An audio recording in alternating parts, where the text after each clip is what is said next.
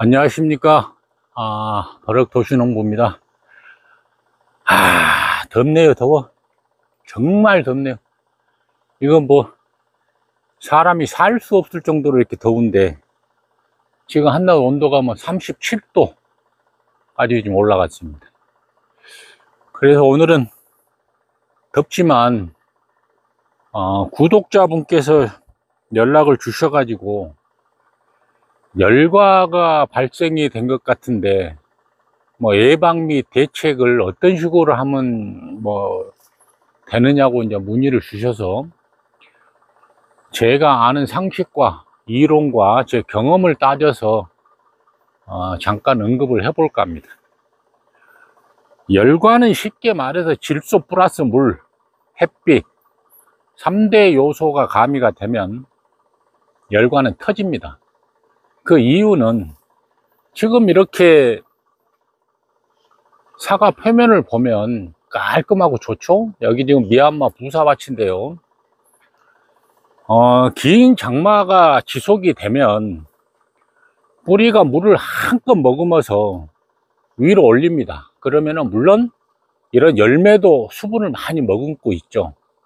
수분이 머금고 있는데, 쉽게 말해서 비가 오면 질소지 성분이 비 안에 포함이 돼 있어서, 제가 항상 얘기하지만 천연 비료라고 얘기를 하는데, 사과가 비대해집니다.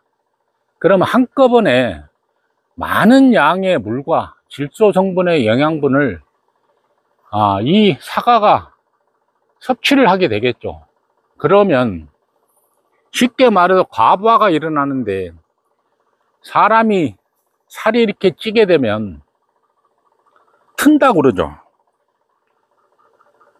그래서 살이 갈라지는 그 현상이 나타나는데, 사과도 마찬가지입니다. 그래서 수분이 너무 많다가 보니까 갑자기 많은 물을 먹었고, 갑자기 아주 강력한 이렇게 햇빛을 쬐다 보면 열과는 100% 터집니다. 그러면은 한번 발생하면 완벽한 그 해결 방법은 없죠.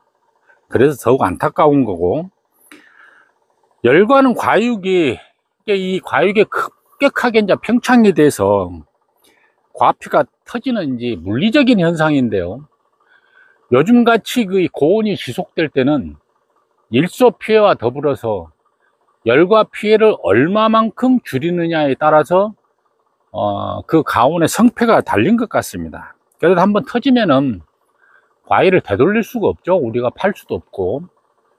그래서 참 아쉬운 그런 열매를 볼 수밖에 없는데, 상당히 공을 들여서 열매를 이렇게 키워 놨는데 열과로 인해서 사과가 이렇게 터져 버리면 참 답답합니다. 그래서 피해를 최소화하고, 열과가 뭐 안 생길 수는 없죠.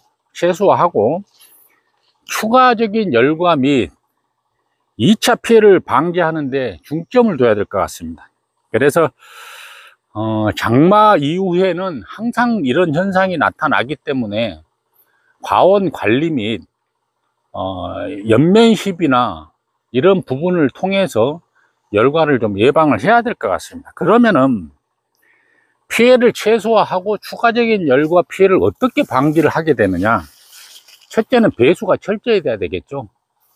항상 이 병이라는 거는 고온 다습하면 옵니다. 근데 요즘에는 고온 다습도 고온 다습이지만은 워낙 이 날씨가 뜨겁기 때문에 이런 사과밭에 물이 고여 있으면 최대한 빨리 빼주셔야 됩니다. 빨리 빼주셔야 되는 이유로, 배수로를 일단 점검을 좀 하셔야 되고, 막힌 곳이 없는지 확인하고, 필요하다면 추가로 배수로를 파서 물 빠짐을 잘 나가게끔 그렇게 정리를 해 주셔야 될 것 같고, 두둑 위에 이제 물이, 이렇게 두둑 위에 물이 고여 있다면 삽이나 호미 등으로 작게라도 물기를 내서 물이 빠지기를 돕도록 해야 될 것 같습니다.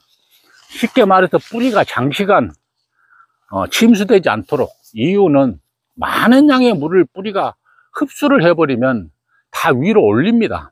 그러다 보면 열과 현상이 터지게 되죠. 그리고 토양 수분을 이제 안정화를 시켜줘야 되는데, 급격한 건조가 되죠. 요즘에는 장마 끝나고 매일같이 이렇게 뭐 뜨거운데, 그러면은 쉽게 말해서 이제 멀칭을 해주거나 뭐 볏짚을 깔아주는 것도 하나의 방법이고, 하지만 저는 이제 이렇게 풀을 키웁니다. 풀을 키워서 약간의 이제 수분이라도 풀이 좀 이렇게 나무하고 경쟁을 해서 수분을 좀 흡수하도록, 그리고 날씨가 이렇게 뜨겁다 보면은 이런 풀도 많은 도움이 됩니다. 그래서 햇빛에 맨땅이 노출이 되면 지열이 엄청나게 올라가죠. 그런 것도 좀 방기를 해줄 수 있을 것 같고요.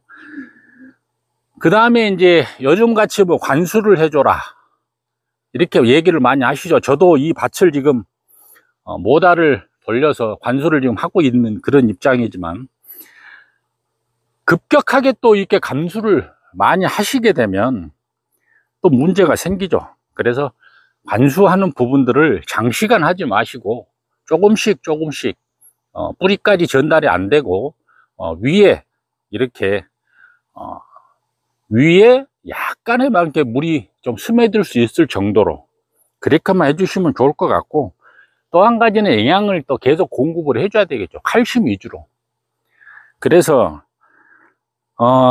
토양의 양분이 이제 비가 많이 오면 유실될 수가 있습니다. 그리고 흡수가 어렵고, 그래서 뿌리 활력이 회복이 되면 저는 이제 칼슘을 연면 시비를 해주거든요. 그 이유는 이런 과일에 세포막을 형성할 수 있게끔 칼슘을 저는 이제 추가로 이렇게 연면 시비를 해주고 있는데, 제일 중요한 거는 요소등, 질소비료는 열과를 더욱더 심화시킬 수가 있습니다. 그래서 질소 성분이 강한 그런 가온들이 있어요. 그거는 어떤 방법으로 우리가 보냐면, 도장지 부분이나 바닥에 풀이 질소 성분이 많은 데는 엄청나게 빨리 자랍니다. 그래서 수세를 떠나서 질소 성분이 얼마나 있는지는 도장지나 이렇게 바닥에 풀러서 우리가 가늠을 할 수가 있고요. 그러면은 2차 피해를 어떻게 방지를 해야 되느냐? 우리가 항상 그러죠. 뭐 살균제 살포하고, 그러나 백날 살포해봐야 실질적으로 내 마음에 안정감을 찾는 거죠. 근데 그런 거라도 살포를 안 하면 괜히 찝찝하고 어딘가 좀 많이 이렇게 부족한 그런 생각이 들죠. 그래서 열과가 상처로 생기면은 상처난 부위를 통해서 이게 이제 부패가 되겠죠. 그러면 제일 먼저 다가오는 놈들이 탄저병입니다. 그래서 탄저병, 뭐 무름병, 쉽게 말해서 곰팡이성 병원균이 옮겨오기 때문에 열과가 발생되면 따주시는 게 좋고요. 또 하나는 쉽게 말해서 열과가 생겨서 따주시면 바닥에 그냥 놓지 마십시오. 귀찮더라도 따로 수거를 해서 묻어 주시는 게 좋습니다. 곰팡이는 아예 묻어버려야 감염 경로가 이렇게 차단이 되기 때문에 묻어 주시는 게 좋고, 열과를 뭐 제거하는 거는 다 아는 사실이고요. 그 열과 속에 병행균이 침투할 수 있기 때문에 제거를 해 주시라 그러거든요.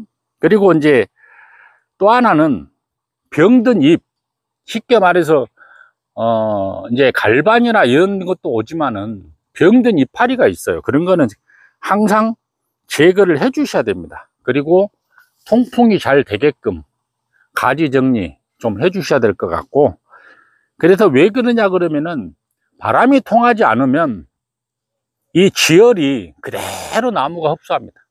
아무리 바람이 불어도 우리가 빨래를 널어 놓고 바람이 살랑살랑 불면 빨리 마르죠. 그런 원리하고 똑같습니다. 그래서 병영군도 바람이 전혀 통하지 않으면 확산성이 더 크기 때문에 항상 통풍의 길을 열어 주시는 게 좋아요. 그리고 열과가 발생이 되면 수확 시기를 조절을 해 주셔야 됩니다. 아마 작년에도 열과가 많이 터져서 색이 안 나 가지고 늦게 사과를 수확하시는 분들이 많았을 텐데, 그러다 보면 다음 해에 꽃눈에 지장이 상당히 많습니다. 그래서 수확 시기를 좀 조절을 해 주실 필요가 있고, 왜 그러냐 그러면은 열과가 발생이 되면, 쉽게 말해서 고온이 지속이 되면 과일이 비대해지지도 않습니다. 맛도 없고. 왜 그러냐 그러면은 낮에는 활발하게 이런 이파리들이 광합성 작용을 해서 일을 열심히 하죠. 근데 밤에는 쉬어야 되는데, 쉽게 말해서 밤에도 열대야가 이루어지면 이 이파리 기공이 닫히지를 않습니다. 계속해서 열려 있기 때문에, 이파리도 본인이 살아야 되기 때문에 이파리로 영양분을 자기가 낮에 이렇게 만들었는데 저녁에 쉬지를 못하고 그걸 본인이 흡수를 해버립니다. 그러면은 사가 열면으로 갈 수 있는 영양분이 없어지겠죠. 그러니까 비대해지도 않고 당도도 없습니다. 그래서 열과가 생기면 참 문제점이 많죠. 그리고 이제 나무도, 사람들이 이렇게 스트레스를 받는데 나무라고 스트레스 안 받겠습니까? 그래서 나무도 뿌리에 지금 저는 황산가리를 연면 시비를 했고, 야라에서 나오는 이제 관수용 칼마, 마그네슘 같은 경우도 지금 관수를 하고 있습니다. 지금 그래서 관주를 하고 있는데, 그렇게 영양분을 공급을 해 주셔야 될 것 같고, 결론적으로 많은 비로 인해서 열과는 치료보다는 관리와 예방의 목적이 되어야지, 이건 어떻게 뭐 열과가 생겨버리면 답은 없습니다. 따내시고 더 이상 확산이 안 되게끔 그렇게 관리해 주시는 것 밖에는 없는데, 이미 열과 자체는 되돌릴 수 없지만은 신속한 조치로 우리가 2차 피해를 막아야 되는 그런 논리로 우리가 일을 해 주셔야 될 것 같아요. 그래서 이 밭은 지금 현재 열과는 나타나지 않고 있습니다. 이게 후지계열 미얀마 부사밭인데 산 꼭대기에 지금 올라와 있는 밭이고, 저 보시면은 저희 과원 위에 저렇게 산세가 우거져 있습니다. 전부 다 뭐 칡렁꿀, 그 다음에 도토리나무, 뭐 소나무 해서 우거져 있는데, 일조량은 약간 이제 떨어질 수는 있겠지만 그래도 현재 이 밭은 열과 피해나 일조 피해는 나타나지 않고 있습니다. 그래서 이 밭을 저는 이제 꾸준하게 이제 물을 줬었고요, 영양분도 계속 공급을 해줬고, 가급적이면 도장지를 정리하지 마십시오. 왜 그러냐면 8월 말까지는 들어 올립니다. 쉽게 말해서 뿌리가 수분을 계속해서 위로 공급을 합니다. 그러면 도장지를 절단을 해버리면 그 수분이 터진 쪽으로 갑니다. 그러면 이렇게 꽃눈이 맺어진 게 2차 성장을 하게 되겠죠. 그러면 도장지를 언제쯤 정리를 해주느냐? 지금은 도장지 정리하는 시기가 늦었습니다. 그래서 8월 말 이후에 도장지를 정리를 해주시면, 그때는 수분이 뿌리에서 위로 올라가는 게 멈춥니다. 아래로 내려가게 되거든요. 그러면은 그때는 잘라내셔도 나무가 성장통을 이루지 않는다. 생리작용이 없어요. 그래서 이렇게 지금 꽃눈이 맺어져 있는데 도장지를 지금 정리를 해버리시면 이런 게 2차 성장을 할 수가 있습니다. 지금 단가지 정도로 해가지고 꽃눈이 이렇게 아주 이쁘게 많이 이렇게 맺혀져 있는데, 그 부분을 염두에 두시면 2차 성장도 예방할 수가 있을 것 같고, 그리고 2차 성장에 대해서 너무 겁을 내실 필요는 없습니다. 왜 그러냐 그러면 우리가 꽃눈이 형성되는 부분에 대해서 10% 뭐 20%까지 2차 성장을 한다 치더라도 꽃눈은 부족하지가 않습니다. 부족하지는 않은데, 다만 냉해 피해나 이런 부분으로 인해서 그런 피해만 없다라고 치면 현재 이렇게 맺어져 있는 꽃눈들은 절대 부족한 상황이 아닙니다. 그래서 열과를 우리가 어떻게 예방을 하느냐, 이런 부분들이 상당히 관건인데, 지금 이렇게 보시면 좀 나무가 많이 이렇게 통로도 지금 이렇게 우거져 있죠. 우거져 있지만은 SS기 지나가는 이런 부분들에 대해서는 충분히 지나갈 수 있고요. 또 한 가지는 바람도 충분히 통합니다. 그래서 햇빛도 들어온 데는 전혀 지장이 없고, 그래서 요즘에는 가급적이면 나무를 건들지 마시고, 나무를 스트레스를 주지 마시고 달래는 그런 시간을 가져야 될 것 같습니다. 뭐든지 지금 시간에는 달래야지, 지금 나무를 이렇게 쉽게 말해서 건들면 2차 성장 100% 합니다. 그렇기 때문에 신초가 나오는 것은 어쩔 수가 없지만은 이런 식으로 성장이 멎어 가지고 지금 꽃눈이 이렇게 생성된 부분들은 상당히 주의를 하셔야 될 것 같고, 그래서 도장지도 8월 말, 저 같은 경우 8월 말 이후에 이제 또 정리를 하는데, 저는 도장지는 이미 5월 달 한번 정리를 했습니다. 정리를 했지만은 이렇게 지금 또 많이 올라와 있지만 전혀 햇빛 들어오고 바람 통하는 데는 전혀 지장이 없습니다. 지금 이렇게 과일도 보면 상당히 많이 굵어졌습니다. 상당히 많이 굵어졌고 7, 8월 달에 아마 열매가 비대되는 현상이 가장 활발하게 이루어질 겁니다. 그래서 지금도 영양분을 충분히 공급을 해 주시고, 또 고온으로 인해서 과피가 이렇게 물러지고 얇아질 수가 있습니다. 그렇기 때문에 칼슘 이런 종류들을 많이 쳐 주시고, 지금 뭐 염화칼슘을 어떻게 해야 되느냐 이런 문의도 주시는데, 가급적이면 아무리 우리가 그 전문가라고 할지라도 약해 입어버리면은 답이 없습니다. 그래서 이렇게 고온이 지속되는 날은 경배를 줄이시려고 염화칼슘을 이렇게 이제 하시는 분들도 있겠지만,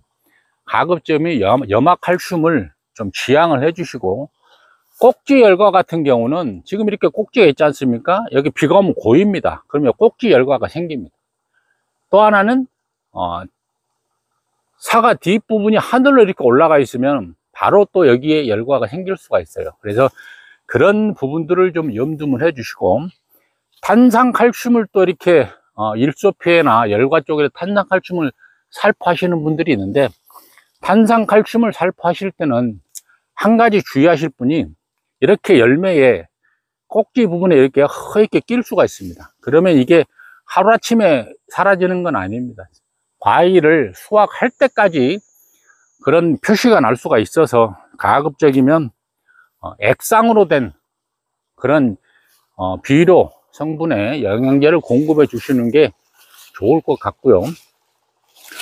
아무튼 충분한 대답이 되어 있는지는 모르겠지만, 열과는 질소 플러스 물, 햇빛으로 이렇게 공급되는 부분들이 3일체가 되면 열과는 무조건 터집니다. 그렇기 때문에 내 밭에 질소 성분이 얼마만큼 있는가는 이런 도장지나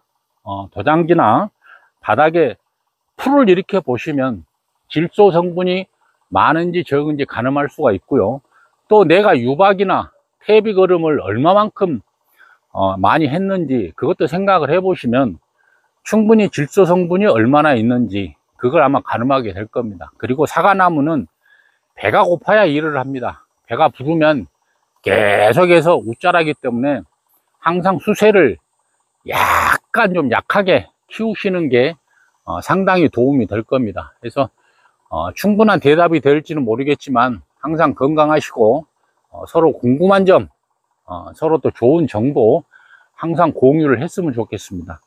오늘도 뜨거운 한낮에 과온관리 하시느라고 고생들 많이 하셨는데, 아무튼 건강관리, 온열 환자가 엄청 많이 생기고 있습니다. 그래서 더위에 주의하시고, 한낮에는 가급적이면 집안에서 더위를 피하시는 게 최상책이라고 생각을 합니다.